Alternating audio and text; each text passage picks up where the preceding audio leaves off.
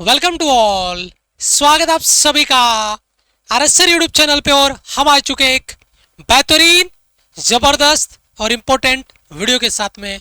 Video आपका important इसलिए रहने वाला है कि नेवी का रिजल्ट आपका आ चुका है। जो बच्चे अभी सेकंड इनटेक 2025 के लिए शॉर्ट लिस्टेड हुए हैं वो बच्चे आगे स्टेज 2 में जाएंगे। लेकिन ये वीडियो प्रत्येक उस बच्चे को देखना है जिसका अभी नेवी में रिजल्ट आया है, कि सारी चीजें बच्चे की क्लियर हो कि ये नया जो प्रोसेस इन्होंने इंप्लीमेंट किया है उसमें क्या क्या चीजें हैं, क्या क्या खामियां हैं, क्या क्या प्रॉब्लम्स बच्चे को फेस करनी पड़ रही है, क्या क्या चीजें इन्होंने चेंज की है। सबसे पहले कुछ सवाल आपके स्क्रीन पे, जिनमें सबसे बड़ा सवाल आपका कि स्टेज 2 में भी बड़ा खेल आपको नजर आ रहा है, और वो बड़ा खेल क्या है मैं उस पर भी बात करूंगा। आगे वो पॉइंट लेके आया उस पर डिस्कस करूंगा। स्टेज 2 में जो एग्जाम पैटर्न है उसमें क्या चेंजेज है, स्टेज 2 का जो एग्जाम पैटर्न है उसमें सिलेक्शन कैसे होगा, मेरिट किससे बनेगी, अभी जो रिजल्ट आया उससे मेरिट बनेगी या स्टेज 2 में जो आपका रिटर्न होगा उससे मेरिट बनेगी, क्या उसमें नेगेटिव मार्किंग होगी या नहीं होगी, सिलेबस आपका क्या रहेगा और इंपॉर्टेंट डॉक्यूमेंटेशन क्या आपका रहने वाला है। तो इन सभी सवालों के जवाब हम ढूंढेंगे।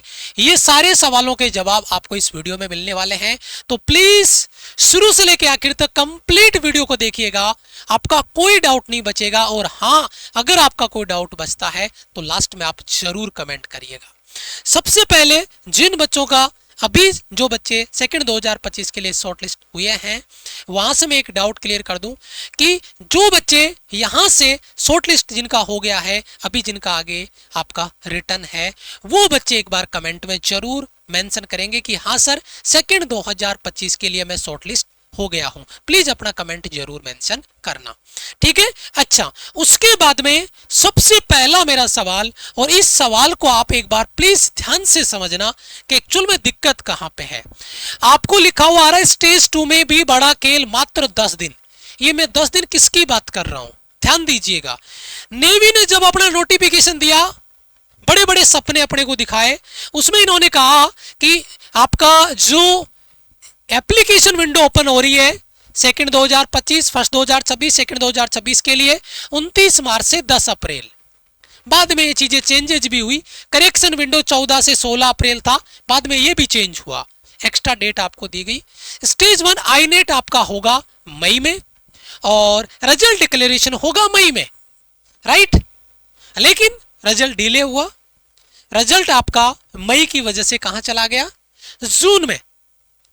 रिजल्ट आता है जून 19 को।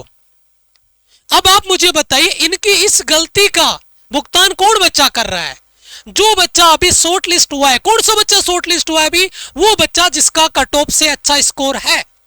जो इन्होंने कट ऑफ सेकंड 2025 के लिए जारी करी है, केवल कट ऑफ इसी की जारी करी है बेटा। इनकी कट ऑफ अभी बाद में आएगी, यहां पे आएगी, ध्यान दीजिएगा, यहां पे आएगी इनकी कट ऑफ, यहां पे आएगी इनकी कट ऑफ, इनकी कट ऑफ बाद में आएगी। सेकंड 2026 वाले की कट ऑफ तो 2026 में आएगी बेटा, एक साल बाद में। तो जो अभी सेकंड 2025 की जो कट ऑफ जारी करी है, इस कट ऑफ में जो बच्चा शॉर्ट लिस्ट हुआ है, बाकी को तो इंतजार के लिए बोला कि आप इंतजार करिए, हमारी कट ऑफ हम फिर से जारी करेंगे, उस कट ऑफ में अगर आप आओगे तो बुलाएंगे, नहीं तो आप बैठे रहो। तो आप मुझे बताओ 19 जून, अब ये कह रहे हैं कि short listing and issue of call up letter, हम कॉलअप लेटर जून में दे देंगे। हाँ बिल्कुल आप जून में दे देंगे सर, ये बहुत अच्छी बात थी। आप जून में कॉलअप लेटर आपने दे भी दिया, आपने पल्ला झाड़ लिया। लेकिन इसका क्या कि आपने कहा था मई में रिजल्ट दे देंगे, और आपने मई में रिजल्ट नहीं दिया, आपने जून में रिजल्ट दिया। और उसका नुकसान क्या, आपने कह दिया कि साहब 30 जून से हमारे स्टेज 2 का प्रोसेस स्टार्ट है, और आप 19 जून को रिजल्ट दे रहे हो। बच्चे को 10 दिन का टाइम है, और वो टॉपर बच्चा है जिसने अभी की कट ऑफ क्लियर की है। आगे का जो कट ऑफ आएगा वो तो और कम आएगा, एक आधा नंबर कम ही होगा, बढ़ने से तो गया अगले इनटेक में। तो अभी जो बच्चा टॉपर बच्चा, उसको केवल 10 दिन का टाइम दे रहे हो कि 10 दिन में बच्चा क्या रिवीजन कर लेगा, क्या तैयारी कर लेगा। वो बच्चा अपना अच्छा स्कोर करने के बाद भी स्टेज 2 में बाहर हो जाएगा, स्टेज 2 में बाहर हो जाएगा, क्योंकि उस बच्चे को तैयारी का टाइम ही नहीं मिला। हम आपकी बात से सहमत है। यहां पे देखिए आप, फर्स्ट 2026 ये क्या करेंगे, कॉल अप लेटर जारी करेंगे अक्टूबर में, यानी अक्टूबर में आपको फिर से मेरिट देंगे। जो बच्चा इसके लिए एलिजिबल है उसकी मेरिट आएगी, केवल जो बच्चा इसके लिए एलिजिबल है उसकी मेरिट आएगी अक्टूबर में। और फिर आपका पेपर करवाएंगे स्टेज 2 का नवंबर या दिसंबर में। उस बच्चे को 1 महीने का टाइम मिल गया साहब। हम आपकी बात से एग्री कर रहे हैं कि 30 दिन का टाइम मिला, बच्चा थोड़ा बहुत रिवीजन कर लेगा। या फिर आप ये कह दो कि आप प्रैक्टिस करते रहो, तैयारी करते रहो, हम आपको अक्टूबर में बुलाएंगे। लेकिन आपने तो इसकी भी मतलब श्योरिटी नहीं दी। बच्चा तैयारी करे तो किस बेसिस पे? बच्चा तैयारी जब करेगा जब वो अक्टूबर में शॉर्टलिस्ट होगा। तीसरा, जब आप स्टेज सेकंड 2026 के लिए कॉल अप लेटर दोगे मार्च 2026 में, और फिर आप पेपर कब लोगे? मई में। तो आपने अप्रैल का 1 महीने का टाइम दे दिया। जब इनमें आप टाइम दे रहे हो तो यहां पे बच्चे ने क्या बुरा किया सर, जिसने केवल 10 दिन का आप टाइम दे रहे हो तैयारी के लिए? आपने रिजल्ट आपको मिड जून में देना था, उससे पहले आप 10 जून तक रिजल्ट दे देते, कम से कम 20 दिन 25 दिन का टाइम मिलता। लेकिन आपने रिजल्ट डिले किया और आप बच्चे को केवल 10 दिन में कह रहे हो कि आ जाओ फटाफट और स्टेज 2 दे दो। तो वहां पे बच्चे के साथ थोड़ी सी नाइंसाफी हुई है। अगर आप मेरी इस बात से सहमत करते हैं कि सर ये बात तो है, तो प्लीज कमेंट में जरूर मेंशन करना। और बच्चों को कहूंगा जो बच्चे अभी शॉर्टलिस्ट हुए हैं उनको बेटा आपको केवल और केवल अपने मॉक टेस्ट और नोट्स से रिवीजन करना है। आप क्लासेज के चक्कर में मत पढ़ना, क्योंकि क्लासेज के चक्कर में पढ़ोगे आप अपना कंटेंट रिवीजन नहीं कर पाओगे। आपने जितना पढ़ा है वो पूरा कंटेंट आपको रिवाइज करना है 10 दिन में। अभी मैं बताऊंगा स्टेज 2 का सिलेबस क्या है, पैटर्न क्या है, एग्जाम का कितना चेंज है स्टेज 1 से, तो ध्यान से देखना वीडियो पूरा। चलिए आगे बात करते हैं। अब आता है स्टेज 2 आपका 30 जून से स्टार्ट है सब। 30 जून से स्टार्ट है, नोटिस जारी हो चुका है, एडमिट कार्ड आपके पब्लिश हो रहे हैं, हॉल टिकट जारी हो रहा है आपका 30 जून से। चलो जी ठीक है। स्टेज 2 एग्जाम पैटर्न क्या रहेगा इस पे बात कर लेते हैं। स्टेज 2 का एग्जाम पैटर्न है वो क्या रहेगा, उसमें उसके लिए आपको अपना रिजल्ट आ रहा है, रिजल्ट चेक करो, यहाँ पे जाओ, अपना ईमेल आईडी पासवर्ड है ना, पासवर्ड डाला, कैप्चा डाला, लॉगिन किया, अपना रिजल्ट चेक किया, यहां से अपना हॉल टिकट डाउनलोड करोगे, एडमिट कार्ड डाउनलोड करोगे, ये आपका एडमिट कार्ड होगा। इसी तरीके से एक बच्चे का आया है ना, यहाँ पे अग्निवीर एसएसआर, ये आपका मेल सेकंड 2025 के लिए बच्चे को बुलाया है।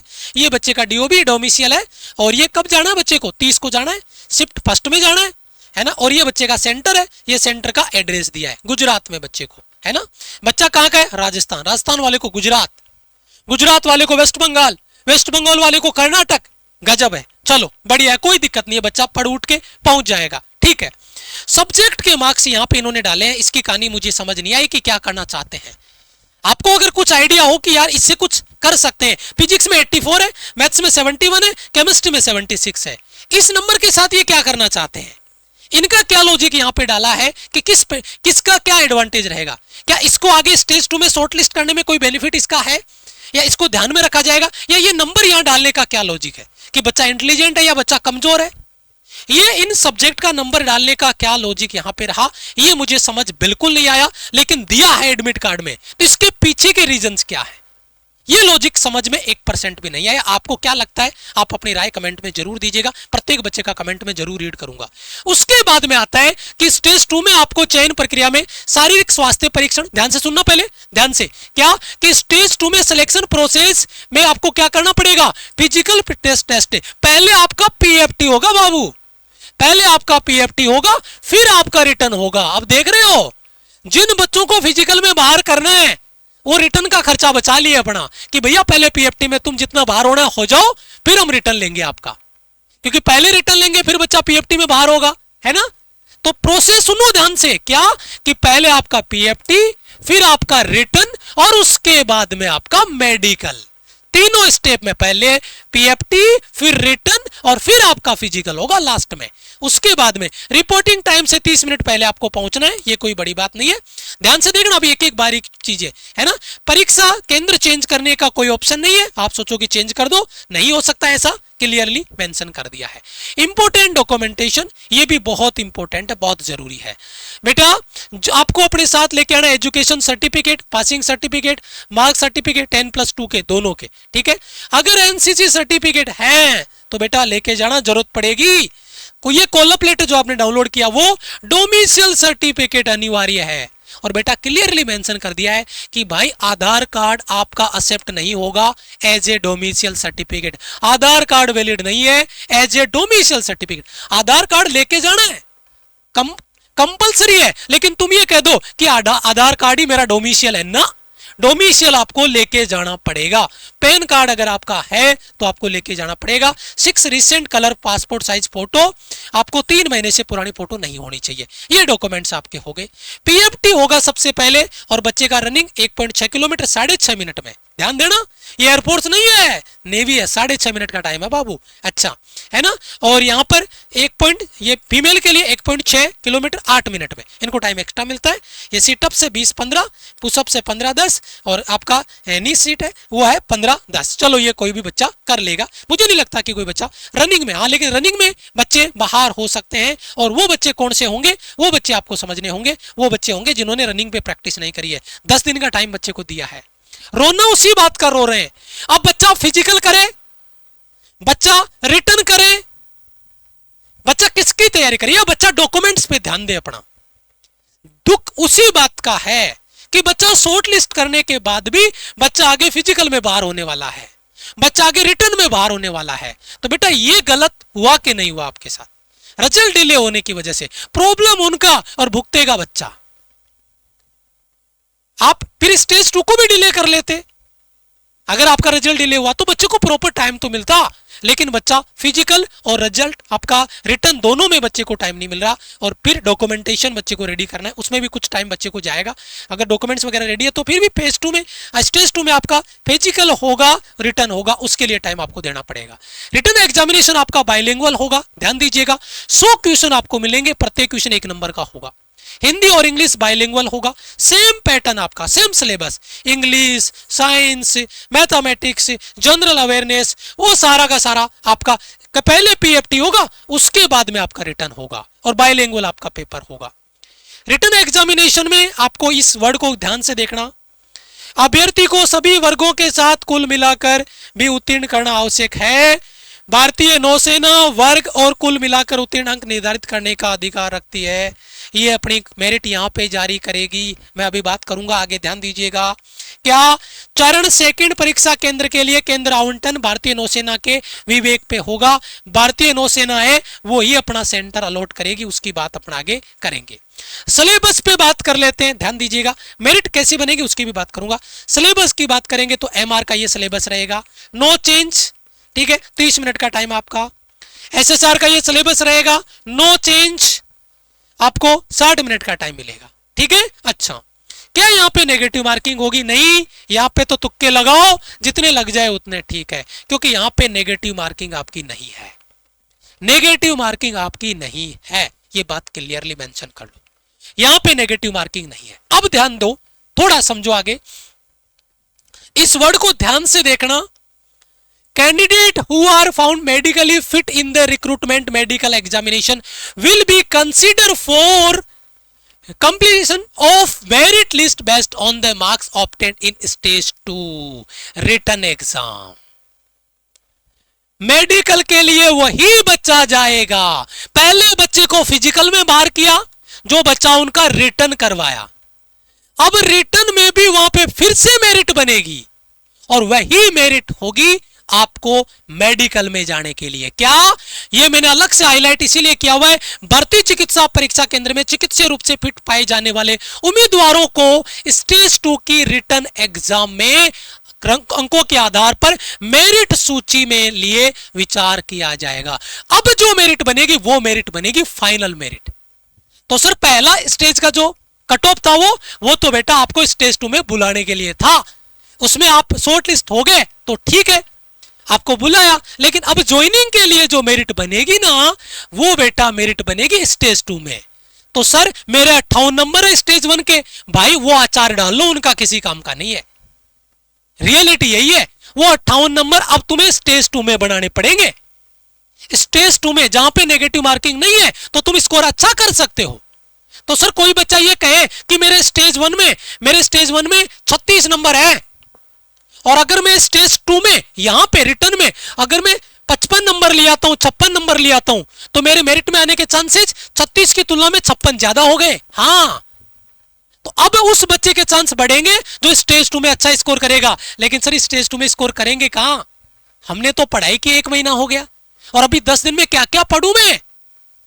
दुख दर्द इस बात का है कि स्टेज 2 में मैं क्या पढ़ूं जबकि मेरिट उसी से बनने वाली है। हकीकत है बेटा, अब जो आपके सामने है वो मैं आपको बता रहा हूं क्योंकि ये चीजें बच्चों को नहीं पता और कोई नहीं बताएगा आपको यूट्यूब प्लेटफॉर्म पे। जब आप जाके पेपर दोगे ना उसके बाद में आपको पता चलेगा, रोने के सिवा कुछ नहीं बचेगा। लेकिन आज वो जो चीजें हैं वो मैं आपको क्लियर कर रहा हूं, हर एक चीज को आपके सामने रख रहा हूं ताकि बच्चा तैयार होके जाए, प्रिपेयर होके जाए पहले से कि चीजें ऐसे प्लान होगी। उसके बाद में हाइट बेटा आपका 157 सेंटीमीटर है जो ऑलरेडी मेंशन है, आपको पता है, उसमें कुछ बताने की जरूरत नहीं है। आपके पास कम से कम 2 काले या नीले बॉल पॉइंट पेन है वो आपके पास होने चाहिए। भोजन के लिए आपके पास खाने पीने की व्यवस्था आपके पास होनी चाहिए क्योंकि इन्होंने कहा है कि अगर स्टेज 2 में आधार पे है ना उम्मीदवारों की संख्या और अन्य कारक अगर ज्यादा बच्चे वहां पहुंच रहे हैं तो चिकित्सा परीक्षा केंद्र चरण सेकंड के लिए आवंटित तिथि आगे खींची जा सकती है।